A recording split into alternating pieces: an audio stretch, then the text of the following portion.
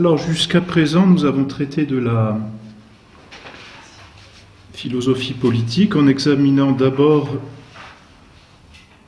que l'homme était par nature un animal politique, c'est-à-dire que c'est inscrit dans sa nature qu'il doit vivre en société.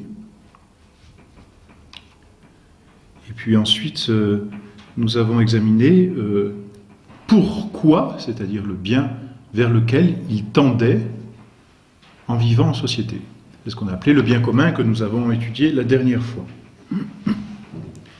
Il nous reste donc à parler aujourd'hui de l'autorité, c'est-à-dire de celui qui gouverne et du fait de gouverner. Ça ne vient pas de façon purement arbitraire, ce chapitre sur l'autorité. Il fait comme suite à la nécessité qu'a l'homme, 1, de vivre en société, et 2, de courir, ou de chercher plutôt à obtenir son bien, qui est un bien commun. Alors, peut-être en 5 parties, nous verrons d'abord l'existence de l'autorité. Ensuite, nous essaierons de dire, ou de la délimiter, c'est-à-dire de la définir, de la circonscrire, en disant ce qu'elle est. Ensuite, on donnera une petite division assez répandue et puis facile, qui ne demandera pas beaucoup de temps. Nous arrêterons aussi brièvement sur les fondements de l'autorité. Et enfin, nous parlerons des erreurs liées à l'autorité. Pour tout d'abord parler de l'existence de l'autorité et donc de sa nécessité, je vous commente tout simplement ce que dit saint Thomas d'Aquin dans le petit opuscule qu'il a écrit au roi de Chypre et qui s'appelle le De Regno. C'est très facile à comprendre et saint Thomas l'expose d'une façon tout à fait admirable. Alors ce que saint Thomas dans cet opuscule entend par roi, il faut l'entendre dans un sens très général de prince ou de souverain ou de celui qui gouverne, de celui qui commande, de celui qui a l'autorité. Sans forcément voir par là et nécessairement un roi tel qu'on l'a conçu, par exemple dans l'Ancien Régime, ou un prince ou un empereur. C'est celui qui gouverne de façon très générale. Alors saint Thomas commence par dire « Dans tout ce qui est ordonné à une fin, et où il arrive de procéder par diverses voies, on a besoin d'un principe directeur par lequel on atteigne directement la fin à laquelle on doit tendre. » Autrement dit, là où il y a une multitude qui existe et qui doit concourir à une seule fin, une fin unique qui concerne cette multitude, il faut un principe directeur. C'est-à-dire qu'il faut un quelque chose qui coordonne toutes les forces ou toutes les entités qui sont comprises dans cette multitude, pour non seulement les coordonner en ce sens qu'il faut les lier, mais aussi en ce sens qu'il faut les ordonner vers la fin. Alors, il prend l'exemple de l'homme. Il dit « L'homme a une fin à laquelle toute sa vie et son action sont ordonnées, puisqu'il est un être agissant par l'intelligence. » Or, voyez, en l'homme, il y a plusieurs facultés, il y a plusieurs capacités, il y a plusieurs tendances. Et pourtant, l'homme est un et doit obtenir sa fin.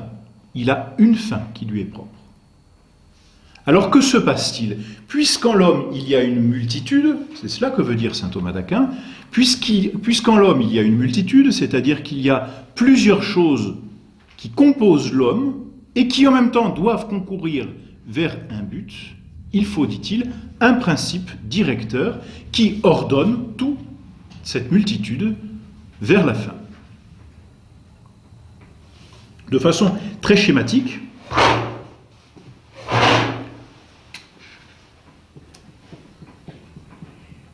on considère une multitude, laquelle doit tendre à une fin, et afin que chacun des membres n'aille pas chacun dans sa direction, il faut, dit saint Thomas, un principe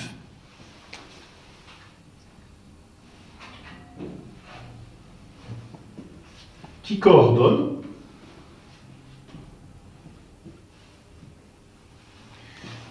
c'est-à-dire qui unissent toute cette multitude, et en l'ayant unie, lui permettent d'obtenir la fin de l'homme. Car si dans l'homme, toutes ses facultés, prenons ses passions par exemple, puis ses facultés sensibles, de connaissance sensible, sa volonté, son intelligence, autant de facultés, si toutes les facultés de l'homme vont chacune dans leur direction, alors c'est comme si l'homme se désagrégeait d'une certaine façon et ne pouvait plus obtenir sa fin. Il y a plusieurs directions qui sont prises par l'une ou l'autre de ces facultés. Et puisqu'il y a plusieurs directions, il y a un tiraillement et la fin devient impossible. Il faut donc un principe qui soit comme régulateur, voyez, qui ordonne toutes les facultés et permette d'obtenir la fin. En l'homme, dit saint Thomas d'ailleurs, le principe c'est la raison. C'est du reste la raison pour laquelle on dit que l'homme est un animal rationnel. C'est la faculté supérieure, et on l'appelle bien supérieure, dans ce sens qu'elle commande. Et quel est le principe coordinateur qui prend toutes les facultés et qui les emmène vers la fin? La faculté maîtresse, dans le sens même étymologique et dans le sens le plus plénier du terme, la faculté maîtresse de l'homme, c'est la raison.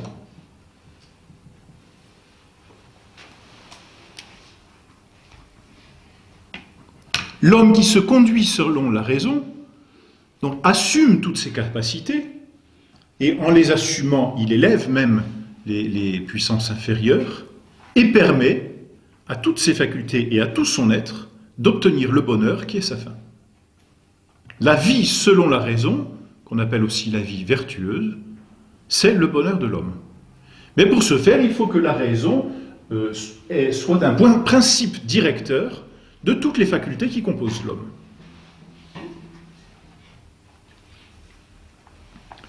Saint Thomas prend aussi l'exemple du pilote dans un navire. Il dit qu'il peut y avoir des vents contraires, des vents qui soufflent, dans n'importe quel sens. Que faut-il alors? Si le navire est laissé à lui-même et qu'il suit chacun des vents qui soufflent l'un après l'autre, alors, dit saint Thomas, le navire n'arrivera jamais au bon port. Parce qu'il va s'embarquer tantôt à droite, tantôt à gauche, selon le vent qui souffle. Pour que le navire arrive à bon port, il faut un principe d'autorité sur ce navire, qui est le pilote, le commandant. Commandant du navire, qui va gouverner, et justement, on parle bien du gouvernail, qui va donc gouverner, c'est-à-dire prendre en considération tout ce qui souffle dans ce navire, et le prendre en considération de telle sorte qu'il va garder le cap en gouvernant, et empêcher le navire de prendre les directions qui pourraient être insufflées par le vent.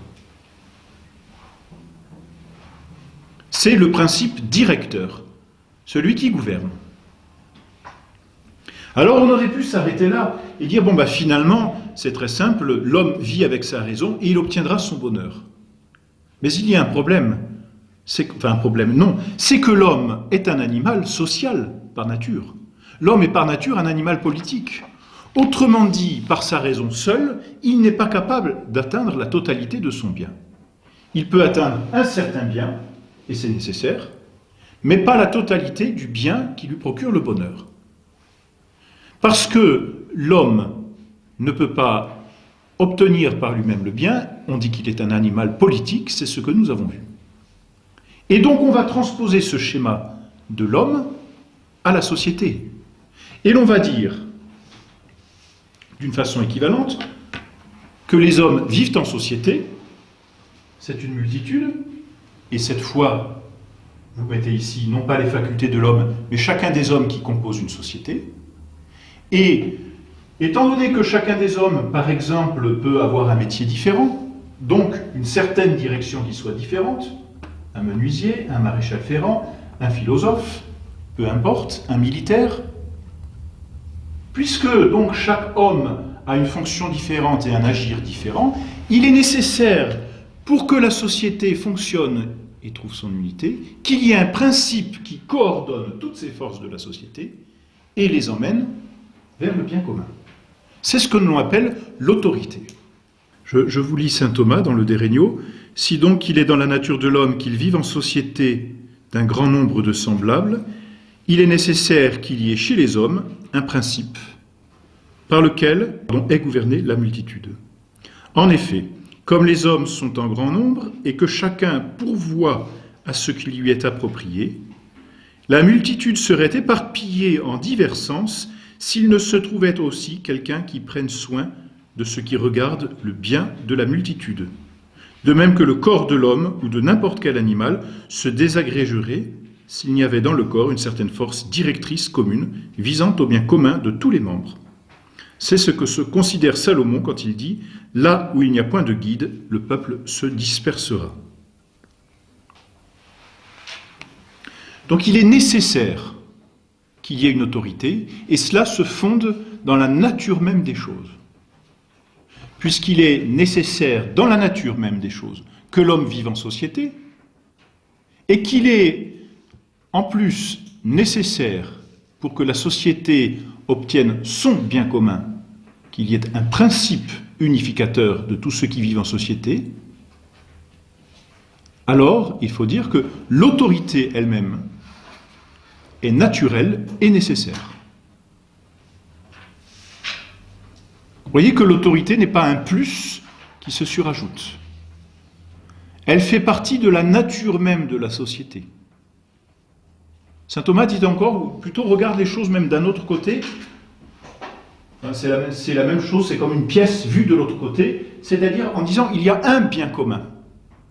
Et l'unité de ce bien commun, comme on l'a vu la dernière fois, qui est le même bien pour tous les individus d'une même société, nécessite une unité qui provienne de l'autorité. Donc l'autorité fait partie de la nature même de la société. Il est naturel qu'il y ait dans les sociétés des autorités, des chefs. Donc voilà pour l'existence de l'autorité. Et ce qu'il faut simplement retenir, c'est le côté naturel et nécessaire de l'autorité. C'est fondé en nature, parce que l'homme est un animal social.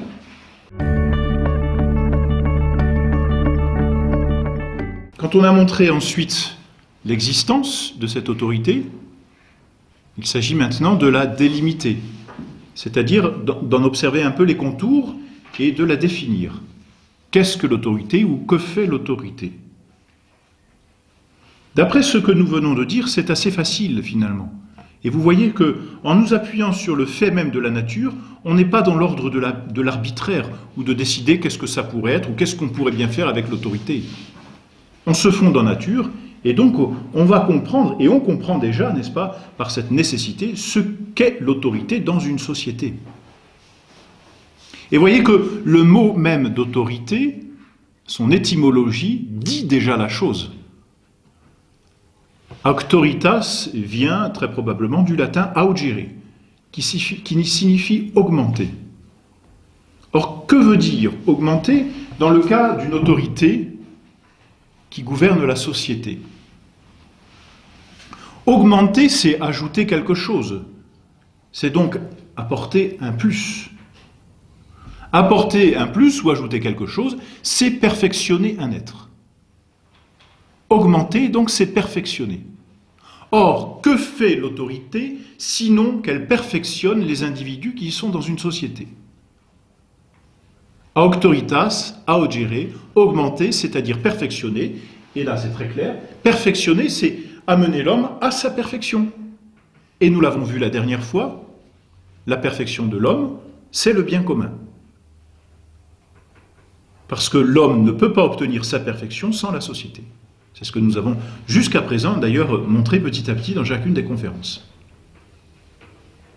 Donc l'autorité porte bien son nom, elle qui justement perfectionne l'individu qui fait partie de la société, le perfectionne, c'est-à-dire l'amène à sa perfection, augere, lui donne une certaine croissance. C'est ce que signifie donc l'autorité. L'autorité est ordonnée à la perfection des individus qui composent la société. Comment donne-t-elle cette perfection? Et c'est là peut-être quelque chose d'encore plus difficile à saisir. On a lu, n'est-ce pas, dans le De Regno de saint Thomas, que S'il n'y avait pas d'autorité, dit-il, la multitude serait éparpillée en divers sens. C'est-à-dire, chacun irait dans son sens sans qu'il y ait coordination et élévation du tout. Et il ajoute, de même que le corps de l'homme ou de n'importe quel animal se désagrégerait s'il n'y avait dans le corps une certaine force directrice commune visant au bien commun de tous les membres. En disant cela, saint Thomas compare l'autorité d'une multitude comme à l'âme dans le corps. L'autorité, dit-il en substance, est à la multitude ce que l'âme est au corps. Mais il faut bien le comprendre, parce qu'il s'agit d'une analogie. C'est-à-dire qu'il s'agit de réalités absolument différentes qui cependant ont un certain point commun. Parce que l'autorité n'est pas tout à fait non plus comme l'âme du corps, mais il y a des points communs, et c'est ce que souligne saint Thomas d'Aquin. Or, que fait l'âme dans un corps, sinon qu'elle lui donne la vie? Elle organise ce corps, elle unit tous les membres du corps, elle donne une unité au corps. D'ailleurs, nous le disons bien, n'est-ce pas, chaque fois que nous agissons avec l'un ou l'autre de nos membres, nous disons à chaque fois, c'est moi qui agis. Que j'agisse avec mon bras, que j'agisse avec mon pied, que j'agisse avec un autre membre, peu importe, c'est toujours moi, c'est le sujet qui agit. Autrement dit, mes membres forment, de par le fait qu'ils sont animés par mon âme, une certaine unité que j'assume dans ma personne.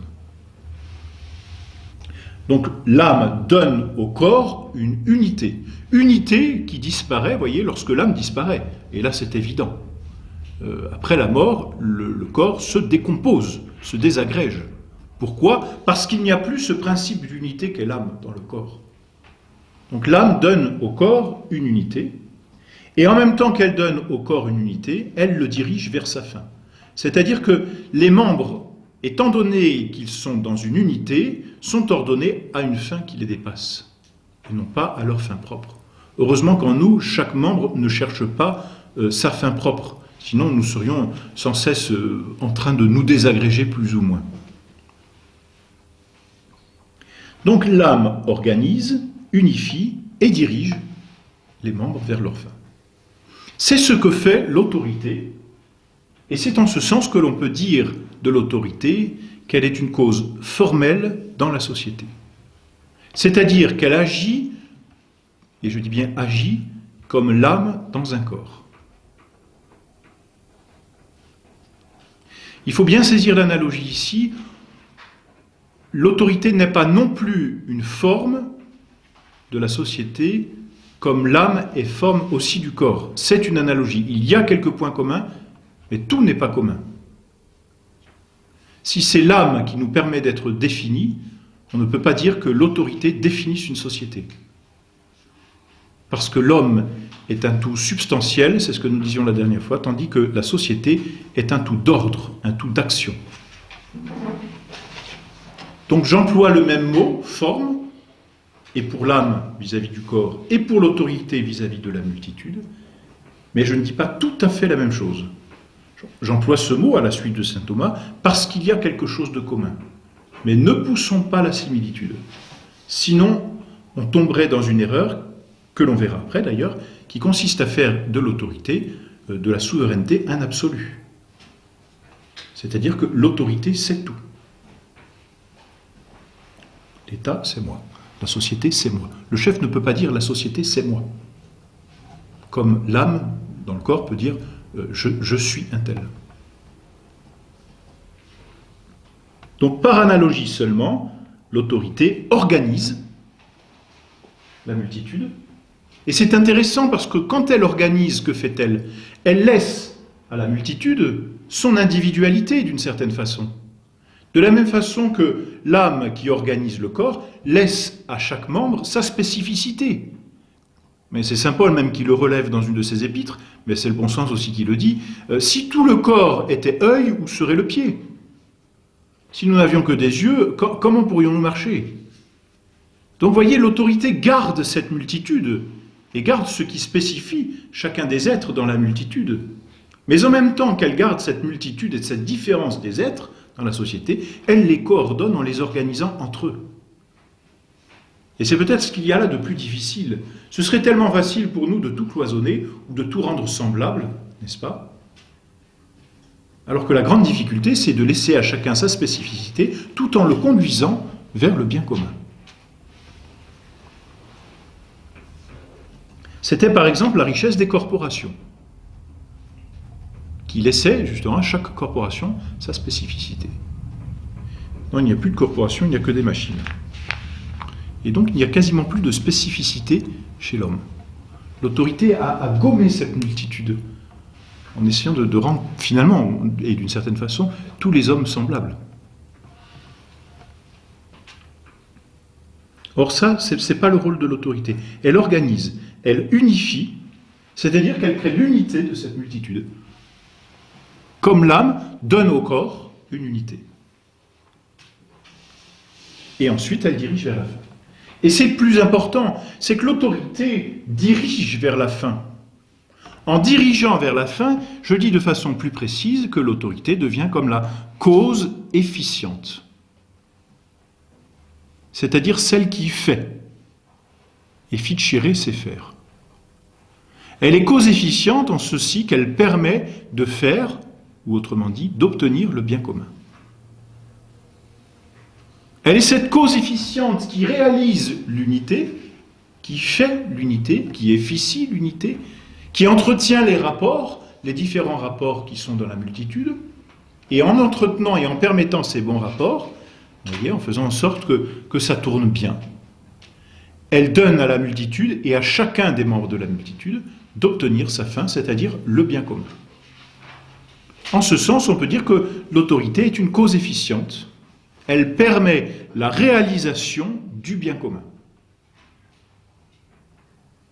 Réaliser quelque chose, c'est-à-dire faire quelque chose, c'est-à-dire être efficient.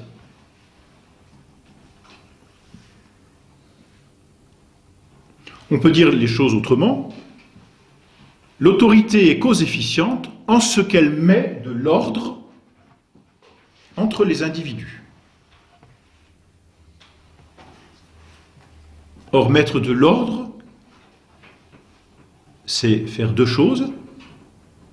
C'est d'abord régler les liens qui existent entre les différentes parties de la multitude. Et l'autorité doit régler ces liens qui existent entre les parties, mais en même temps mettre de l'ordre, c'est ordonner. Et ordonner dit bien un mouvement. Et ce mouvement d'ordination est un mouvement vers une fin. Quand j'ordonne, c'est quand je fais un mouvement, je le dirige vers quelque chose. L'autorité ordonne, c'est-à-dire qu'elle dirige. En ordonnant, elle ordonne les parties vers la fin. Elle dirige. C'est important, vous voyez. L'autorité, donc, permet à la multitude d'obtenir sa fin. On dit toujours la même chose, mais d'une autre façon. Elle ordonne. Or, ordonner aussi, on l'entend bien, c'est gouverner, c'est-à-dire commander. Le terme ordonner est très riche. C'est pourquoi l'autorité gouverne au sens propre, parce qu'elle ordonne. Et donc elle commande, parce qu'elle ordonne, tout simplement. Mais là aussi, il faut bien comprendre les choses. Aujourd'hui, on se dit commander, et on le reverra après, commander, c'est donner un ordre. Et on pense que donner un ordre, c'est dire quelque chose et c'est tout. Mais non, donner un ordre, c'est donner deux choses. C'est donner une direction, mais c'est donner une fin.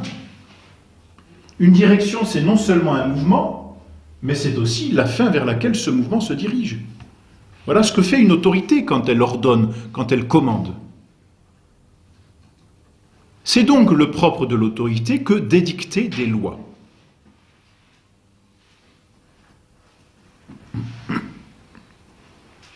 C'est la conséquence même de sa définition. L'autorité est principe d'ordre, c'est-à-dire qu'elle ordonne vers la fin, et pour ordonner vers la fin, que fait-elle? Elle édicte des lois.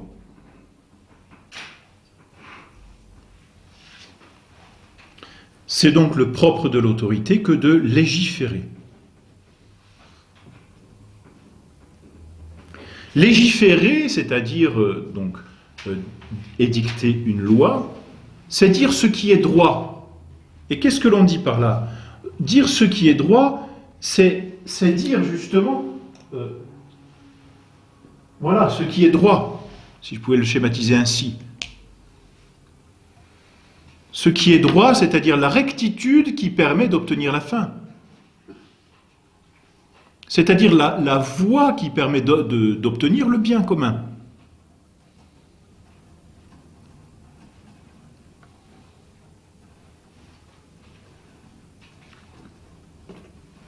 L'autorité, en disant ce qui est droit, dit en même temps ce qui est juste, car c'est la même chose. Le juste et le droit, c'est la même chose, disons.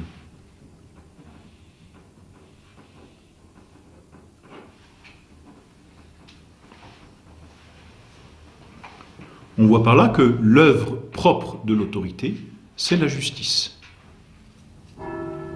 Saint Louis rendant la justice sous son chêne, c'est quand même la grande image, d'ailleurs, d'un des rares rois qui soit canonisé en France. C'est Saint Louis rendant la justice sous son chêne. Or, que fait-il quand il rend la justice? Il agit comme un roi. Et sa sainteté vient précisément de sa sainteté en tant que roi, c'est-à-dire en tant que justicier, en tant qu'il a rendu la justice, en tant qu'il a dit ce qui était droit, en tant donc qu'il a ordonné les membres de la multitude vers leur bien et leur perfection. Il les a parfaits par sa justice. Mais voyez que si l'autorité donc doit légiférer, il faut en même temps qu'elle puisse juger d'une action concrète, parce que la société et même la politique, comme on l'a dit, c'est une action concrète. C'est pas quelque chose que l'on considère dans une bulle. La société, c'est une action, et l'action est toujours concrète. Donc une fois que l'autorité a édicté une loi, et on entend par loi donc justement une œuvre, une ordonnance qui conduit au bien commun, l'autorité doit être capable de juger que telle ou telle action est conforme au droit, c'est-à-dire est conforme à ce qui permet d'obtenir le bien commun. Et elle doit le juger in concreto, c'est-à-dire elle doit être capable de juger telle ou telle action, et pas simplement de le dire dans un livre de façon abstraite. Elle doit dire un tel a commis un acte droit, ou un acte qui n'est pas droit, maladroit. Le pouvoir de juger, ce que l'on appelle le pouvoir judiciaire, appartient en propre à l'autorité. Si l'autorité dicte des lois, il faut qu'elle puisse ensuite juger de l'action de ceux qui sont censés obéir à la loi. Et puisque l'autorité doit pouvoir juger, elle doit pouvoir en même temps châtier. Ou récompenser. Et pourquoi doit-elle châtier? Tout simplement pour permettre que la multitude qui s'égarait en désobéissant à une loi, qui s'égarait du bien commun, c'est entendu, eh bien, l'individu qui s'égarait en ne respectant pas la loi puisse être corrigé et ramené sur le droit chemin. Sur le droit chemin. Quand elle a dit le droit, elle doit pouvoir ou récompenser celui qui obéit, ou châtier celui qui quitte le droit chemin. Et quand bien même celui qui quitte le droit chemin ne voudrait pas obtempérer, elle garde encore un pouvoir sur lui pour empêcher que tout le monde se dise, puisque l'autorité n'a aucun pouvoir sur celui qui fait mal, eh bien, nous aussi, nous faisons mal. Si l'autorité n'avait pas ce pouvoir de châtier, alors ce serait la débandade, et elle perdrait même son caractère efficient d'autorité, c'est-à-dire qu'elle ne pourrait plus concrètement ordonner la multitude au bien commun. Parce que n'oublions pas, encore une fois, la politique est quelque chose de concret. Si l'autorité n'a pas d'efficacité, alors elle n'est plus une autorité, c'est une abstraction. Mais elle a perdu son autorité.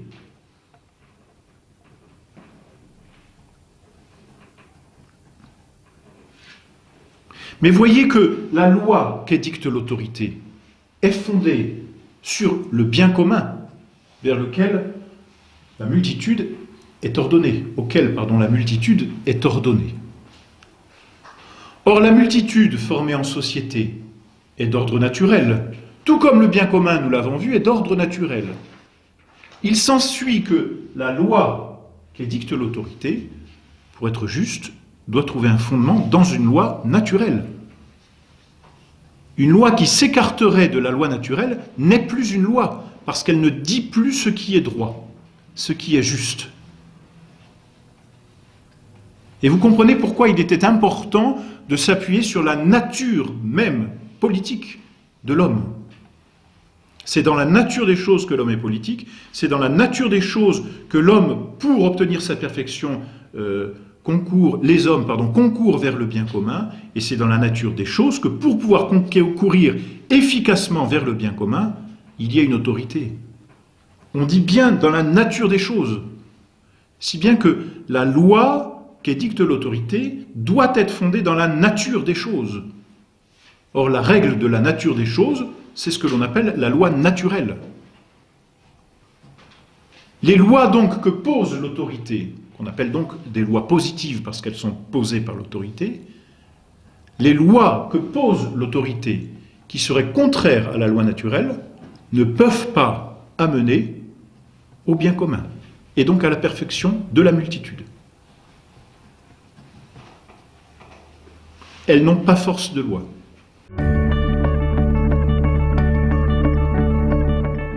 C'est de cette façon et de cette façon seule, c'est-à-dire par l'œuvre de la justice, que l'autorité permet à la multitude la paix et l'unité. Et c'est ce que nous avons vu la dernière fois en définissant le bien commun. Une autorité qui ne voudrait plus chercher la paix ou l'unité de la société qu'elle dirige n'a plus d'efficacité. Et donc c'est la fin de la société qu'elle dirige. Une autorité qui se détourne de l'unité ne dirige plus rien.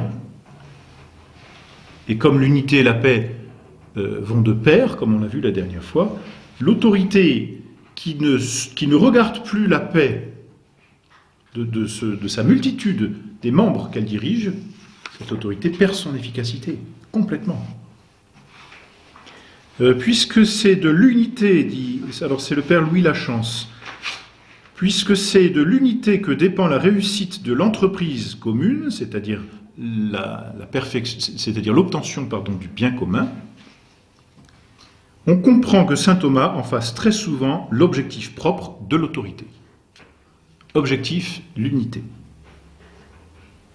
À coup sûr, continue le père Lachance, Louis Lachance, c'est dans le bien humain, c'est-à-dire dans l'unité ordonnée des fins obtenues par la direction, que réside la cause décisive du pouvoir public.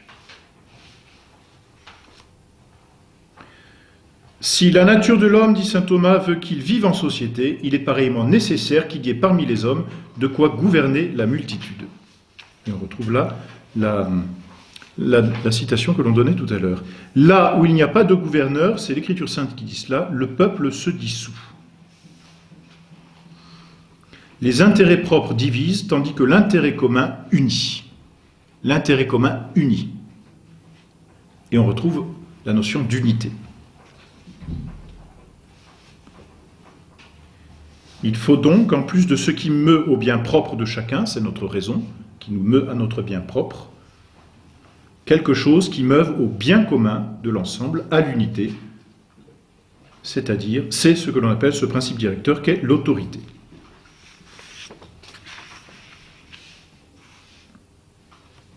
De même que l'unité, la paix, moyen commun nécessaire à l'obtention du bien humain, est la fin immédiate de l'autorité. C'est toujours le père Lachance qui continue.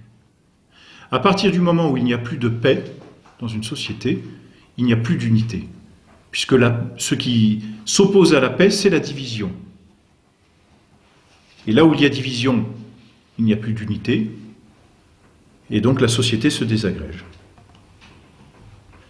Le bien, alors ça c'est une citation de saint Thomas, toujours dans le De Regno, le bien et le salut des hommes agrégés en société est de conserver cette unité qu'on appelle la paix. Que celle-ci s'éloigne, l'utilité de la vie sociale disparaît. C'est intéressant, hein, que celle-ci s'éloigne, l'utilité de la vie sociale disparaît. Et donc l'homme ne peut plus obtenir sa perfection.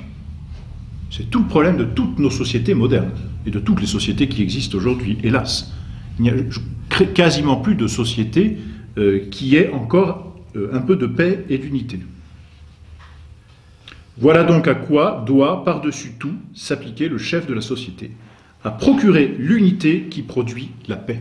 Et je ne sais plus où saint Thomas dit que finalement, cette unité et cette paix, alors donc ça c'est Aristote qui dit bien, se caractérisent ou se définissent par l'amitié, et c'est ainsi qu'il définit la vie politique comme une amitié. Et saint Thomas dit quelque part, ou Aristote, j'arrive plus à me souvenir, que le prince fait mieux de conserver l'amitié entre ses membres, et ainsi la paix et l'unité, que d'appliquer strictement la justice. Et elle est très belle cette phrase, elle ne néglige pas la justice, mais que fait-elle? Elle montre que la justice est ordonnée au bien commun, c'est-à-dire à la paix et à l'unité. Et c'est le plus important.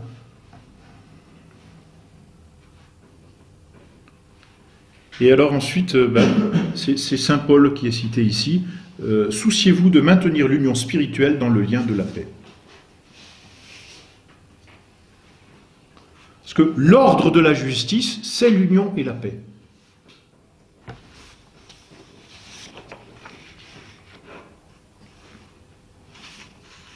Alors, vous comprenez, et c'est la conséquence qui nous permet de définir encore plus précisément ce qu'est l'autorité. L'autorité est spécifiée par le bien commun temporel qu'elle doit efficacement procurer. C'est-à-dire que l'autorité, et on va le revoir après, n'est pas un absolu, elle est soumise au bien commun. Et elle est spécifiée par le bien commun, c'est-à-dire que l'action de l'autorité est délimitée par le bien commun. Une autorité qui agirait en dehors du bien commun n'a pas d'efficacité. Et elle outrepasse son rôle. On le verra quand on parlera des erreurs rapidement. Voilà pourquoi, alors c'est à la fin du De Regno que saint Thomas dit cela. D'ailleurs, c'est presque une synthèse qu'il fait de ce que doit faire le prince dans ce sens général, hein, de celui qui a l'autorité. Le prince, dit-il, doit porter son principal effort sur la manière dont la multitude de ses sujets pourra observer une vie conforme au bien honnête. Or, il dit, le prince donc doit faire 3 efforts, 3 points. Premièrement, instaurer l'honnêteté de la vie dans la multitude qui lui est soumise. Alors ça, on est à milieu de le voir dans notre société. Non seulement l'instaurer, mais deuxièmement, conserver. Et ça, c'est le plus difficile dans une société. N'oublions pas que c'est un tout d'ordre, c'est-à-dire comme une poule qui est toujours en train d'agir. Et il faut entretenir cette action. La vie politique, c'est une action. C'était pas un état stable et définitif. D'ailleurs, les hommes meurent. Donc il faut les remplacer. Et donc il faut entretenir cette action pour que le bien, l'honnêteté du bien, puisse être poursuivi à long terme, dans le temps. Donc non seulement instaurer l'honnêteté, dit-il, mais deuxièmement, conserver cet état de choses. Et troisièmement, travailler assidûment, non seulement à la maintenir, mais aussi à l'améliorer. Le progrès, non pas du bien matériel, mais du bien honnête.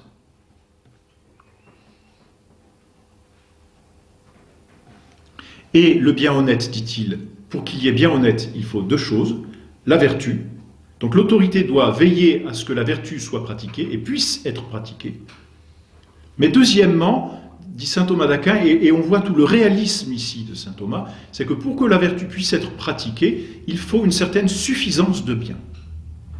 Donc l'autorité doit veiller à ce que les individus aient suffisamment de bien pour pouvoir avoir une vie honnête et vertueuse. Trop de biens nuisent à la vertu, mais pas assez de biens nuisent aussi à la vertu. Et enfin, le prince devra veiller à empêcher tout ennemi de venir contrecarrer cette unité ou cette paix. Il doit défendre sa multitude et dénoncer l'ennemi. Voilà donc assez rapidement ce qu'est l'autorité, et finalement, en définissant l'autorité, comme le mot le dit, définir c'est délimiter, on délimite aussi son domaine d'action. L'autorité agit pour le bien commun, mais elle est spécifiée par le bien commun. C'est-à-dire que son étendue, son action, se trouve dans le champ même du bien commun, et pas ailleurs. Alors, ensuite, saint Thomas, à la suite d'Aristote, du reste, dit que le principe d'autorité peut se trouver de plusieurs façons dans une société. Soit c'est un seul homme, soit c'est une petite multitude, c'est quelques hommes qui dirigent et qui concentrent le pouvoir, soit c'est la multitude. Dans le premier cas, dit-il, c'est le roi ou le prince, c'est celui qui gouverne seul.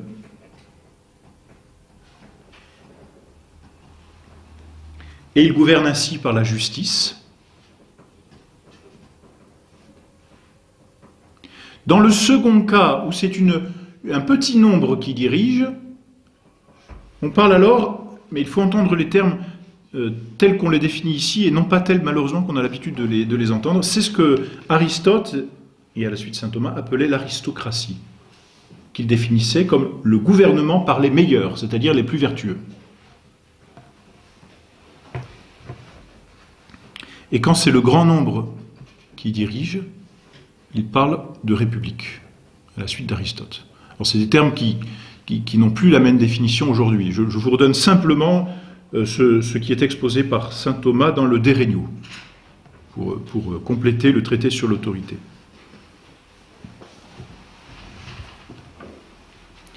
Alors c'est intéressant parce que il se peut, dans certains cas, que l'autorité, qui est principe d'unité, n'emmène plus la multitude vers le bien commun. Donc, sans faire aucun schéma, c'est concrètement ce qu'on vit aujourd'hui dans quasiment toutes les sociétés. Alors, si l'autorité n'emmène plus vers le bien commun, que fait-elle? Elle amène à elle. Et le mouvement s'arrête ici. Dans ce cas, l'autorité n'est plus ordonnée à un bien commun, mais elle est ordonnée à son bien personnel. Et là, de la même façon que nous avons vu qu'il y avait 3 façons de gouverner, eh bien, il y a 3 façons de mal gouverner. Là où le roi, le prince, celui qui est seul, emmenait par la justice la multitude au bien commun, inversement, celui qui emmène la multitude à son bien personnel s'appelle un tyran. Le tyran, c'est le contraire du prince au bon sens.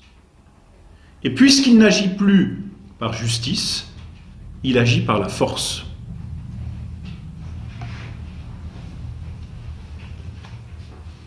N'ayant pu faire que ce qui était juste fût fort, ils ont fait que ce qui était fort fût juste. Et c'est ce que l'on vit, malheureusement. Le pouvoir de la force. L'autorité se croit forte, donc juste. Or, c'est faux. Et donc, elle agit comme un tyran.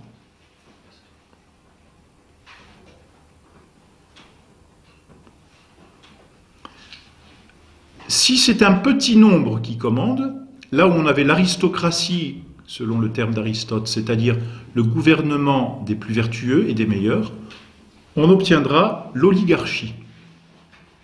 Or, l'oligarchie, c'est le gouvernement des plus riches et des plus puissants. C'est-à-dire que ces gens-là, au lieu de gouverner par la vertu et d'emmener au bien commun de la vertu, la paix et l'unité, ces gens-là oppriment le peuple par la puissance de leur argent. Je pense que là, pas besoin de faire de dessin. La richesse. C'est incroyable parce que vous voyez que jusqu'à présent, on n'avait pas besoin de parler de richesse. On a parlé d'une certaine suffisance de biens pour faciliter et procurer la vertu, mais pas plus. Dès que l'on raisonne en richesse, on tombe tôt ou tard dans une forme de tyrannie. Alors on dit que l'argent c'est le nerf de la guerre, mais je n'en suis pas si sûr. ou alors du moins on se fait le jeu de ses ennemis. On rentre dans le jeu des ennemis. Bien sûr que c'est d'une certaine façon non nécessaire. Un minimum est requis pour la pratique de la vertu, mais...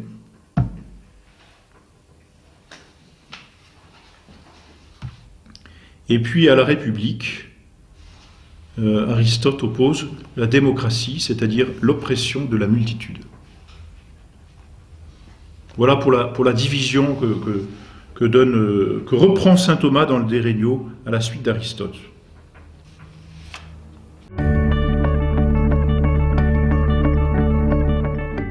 Alors, je passe à la quatrième partie que j'avais annoncée, assez rapidement aussi, sur les fondements de l'autorité. Bon, je pense que vous l'avez compris, le fondement de l'autorité est naturel en ce sens que c'est la nature même de l'homme qui postule que vivant en société, il y ait une autorité. Mais puisque l'autorité est une perfection, il faut dire aussi que l'autorité vient de celui qui donne toute perfection aux êtres, c'est-à-dire de Dieu. Et ceci, c'est une conclusion naturelle. L'autorité vient de Dieu, c'est une conclusion naturelle. De même que tout vrai bien vient de Dieu, de même que toute vérité découle de Dieu qui est la vérité. C'est une conclusion naturelle qu'Aristote a pu montrer, par exemple, en disant que Dieu possédait les perfections, et que saint Thomas résume dans ce que l'on appelle la quatrième voie qui montre l'existence de Dieu. Tout bien parfait vient d'en haut, dit aussi saint Jacques.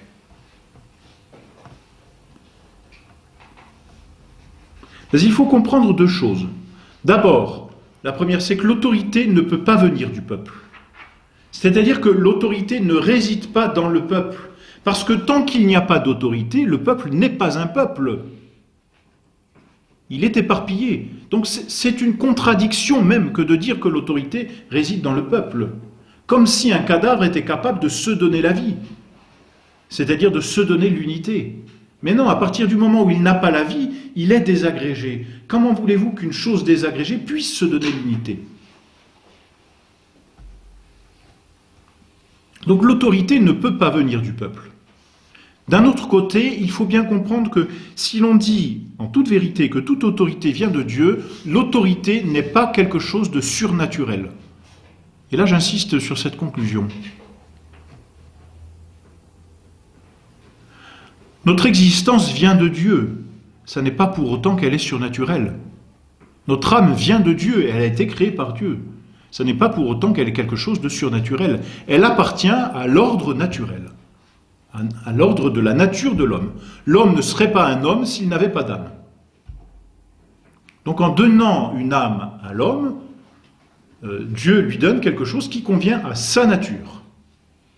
L'âme est donc d'ordre naturel. De la même façon, l'autorité est d'ordre naturel.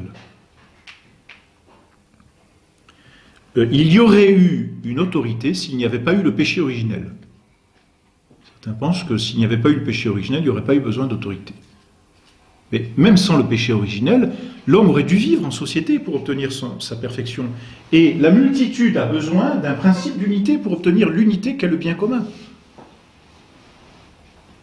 Alors c'est une forme d'augustinisme parce que, je crois, saint Augustin disait que c'est le péché originel qui a nécessité le principe d'autorité. Comme si l'autorité était surajoutée à la nature en raison du péché originel. Eh bien non.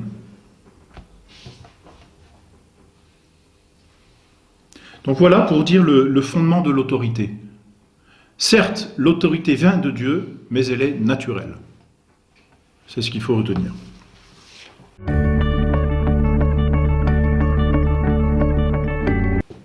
Et je terminerai donc rapidement sur les erreurs que l'on peut rencontrer à propos de l'autorité, qui finalement découlent tout simplement de ce que l'on a vu. Quand on a vraiment compris qu'est-ce que c'est que ce principe directeur, ce gouvernement qu'est l'autorité, on en voit facilement les erreurs. Alors, j'ai envie de les résumer par un seul mot, c'est de faire de l'autorité un absolu.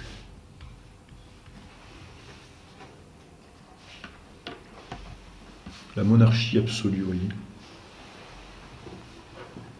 De la même façon que la créature est relative, parce que absolu s'oppose à relatif, n'est-ce pas? Relatif, c'est-à-dire être relaté à autre chose. Être en relation à quelque chose de supérieur. Toute créature est relative à Dieu. Et Dieu seul est absolu, parce que Dieu seul se suffit. La créature ne peut pas se suffire. Elle est relative. Et bien de la même façon, l'autorité est relative. À quoi? Au bien commun.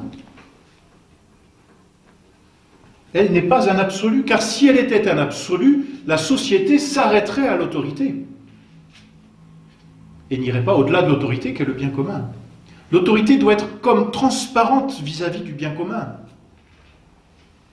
Un peu comme celui qui fait tourner, n'est-ce pas, les aiguilles d'une montre pour indiquer l'heure.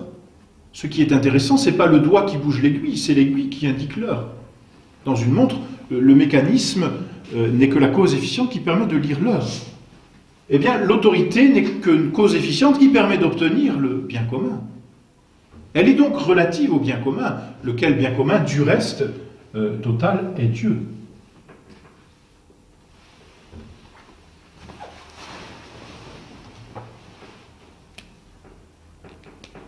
Alors, je dis autorité absolue, mais on peut dire d'une autre façon, pouvoir illimité. Toute puissance de l'autorité. On dit à chaque fois la même chose. Une autorité qui veut se couper de ce pourquoi elle est faite. Parce que vous voyez, vous, le chef dans la société, est d'une certaine façon membre de la société et doit lui aussi courir vers le bien commun. Il n'est pas et il n'a pas le bien commun. Et vous comprenez peut-être que cet absolutisme de l'autorité, dit de cette façon est peut-être exagéré, peut-être pas même d'ailleurs, cet absolutisme de l'autorité a engendré ce que l'on appelle le positivisme en matière de loi et de droit. Ce positivisme juridique qui consiste à dire que la loi trouve sa force et sa raison d'être en raison de l'arbitraire de l'autorité qui la pose, et non pas en raison du bien commun auquel elle ordonne. Vous obéissez parce que j'ai édicté la loi. Mais ce n'est pas moi qui édicte la loi, c'est le bien commun qui me pousse à édicter la loi. Et vous voyez, en sens inverse, le mécanisme de la loi, c'est celui-ci. Or, le positivisme juridique efface cette flèche qui pousse l'autorité, enfin par laquelle le bien commun pousse l'autorité à poser une loi. Ce qui définit le légalisme moderne, enfin la législation moderne, c'est ce positivisme. La force de la loi vient de simplement l'autorité, et on retombe dans ce que l'on a dit, la tyrannie, c'est toujours la même chose, hein. N'ayant pu faire que ce qui était juste fut fort, ce qui était juste fut fort, ils ont fait que ce qui était fort fut juste. Et la justice devient un rapport de force. C'est terrible. Parce que ce rapport de force, qu'est-ce que c'est? C'est une guerre. Et la conséquence, elle est normale. Si le prince, par la loi, n'a pas cherché la vraie justice qui ordonne au bien commun, c'est-à-dire la paix, que se passe-t-il? Il obtient la guerre par ce rapport de force. C'est logique, c'est une conséquence logique. Et alors, aujourd'hui, vous voyez, quand on parle d'absolu, on dit non, on peut parler d'autorité absolue, mais ce mot absolu, on va le retrouver à toutes les sauces. C'est-à-dire qu'il n'y a plus rien de relatif, tout est absolu. Donc le bien commun n'est plus l'absolu, Dieu n'est plus l'absolu, tout le reste devient absolu. Or ces absolus ne sont que des idoles. Ce sont donc des mythes parce qu'ils ne sont pas réels. Le peuple absolu, c'est un mythe dont on nous bassine les oreilles sans arrêt. La liberté absolue, c'est un mythe. Le droit absolu, c'est un mythe. L'homme comme un absolu, c'est un mythe. L'état absolu, c'est un mythe. L'autorité absolue, c'est aussi un mythe. Ce sont des idoles qui s'imposent en absolu, alors que toutes ces choses-là ne sont que des relations relatives à un autre absolu, qu'est le bien commun, et finalement Dieu. On nous parle des droits de l'homme, on nous parle de ceci, comment dire, la force de la volonté du peuple, la volonté générale. Ça ne nous intéresse pas. L'absolu, c'est le bien commun. Or, qui parle encore de bien commun? Qui parle? Et alors, si vous voulez, cet absolutisme va engendrer comme deux erreurs opposées, mais qui finalement communient dans cette notion d'absolu. D'abord, la première erreur qui va consister à dire que la liberté est un absolu. Donc c'est cette erreur qu'on peut dire de Rousseau, le libéralisme moderne, et qui se transforme en une tyrannie du peuple, et en une forme de démocratie, telle qu'on essaye de la vivre aujourd'hui, avec cette liberté comme un indéterminé, ou à l'inverse, non pas la liberté absolue des individus qui se font une autorité, la volonté générale, c'est ainsi qu'en parle Rousseau, mais au lieu de mettre l'absolu ici, c'est l'absolu dans l'autorité et on tombe dans l'étatisme. Dans l'étatisme, c'est-à-dire dans une ingérence totale, une espèce de totalitarisme, de l'autorité, qui fait que l'autorité, ne s'occupant plus du bien commun, s'occupe et de son bien privé et du bien privé des individus qu'elle dirige. Donc elle rentre dans des détails de la vie privée dont elle n'a cure. En latin, on dit des minimis non curat praetor. Le chef ne s'occupe pas des détails. Il s'occupe de l'unité et de la paix. Le reste, il délègue. Or, avec l'étatisme, on ne délègue plus. Il n'y a plus de délégation. Du reste, avec la volonté générale de Rousseau, l'autre erreur, il n'y a pas de délégation puisque le peuple est souverain, chaque individu est souverain. Qu'est-ce qui remplace donc cette délégation et cette corporation qui fait la richesse d'une société? Qu'est-ce qui va remplacer cela? C'est très simple, c'est la bureaucratie. C'est-à-dire la procédure, la démarche procédurale.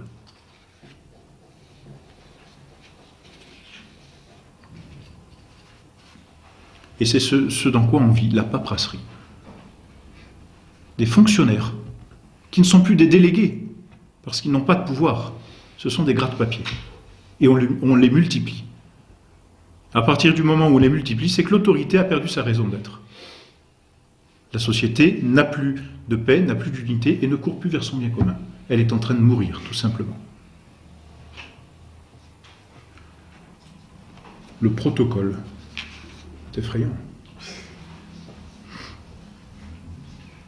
La technocratie, carrefour de subversion, dans laquelle la gestion des choses se substitue au gouvernement des hommes. Et on parle de gestionnaire aujourd'hui, mais on ne sait plus gouverner. Voilà la raison pour laquelle, d'ailleurs, on multiplie toutes ces conférences sur, non pas la façon de gouverner les hommes, mais justement la façon de gérer, une forme de technocratie.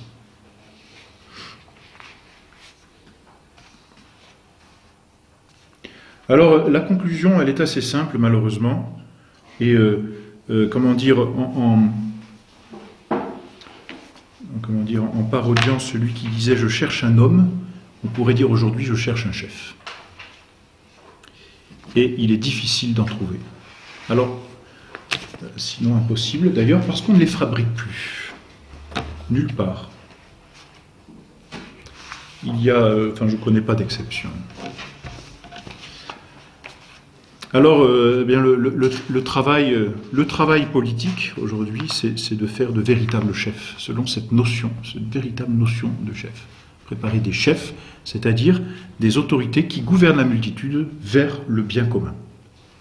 Alors, je vous remercie.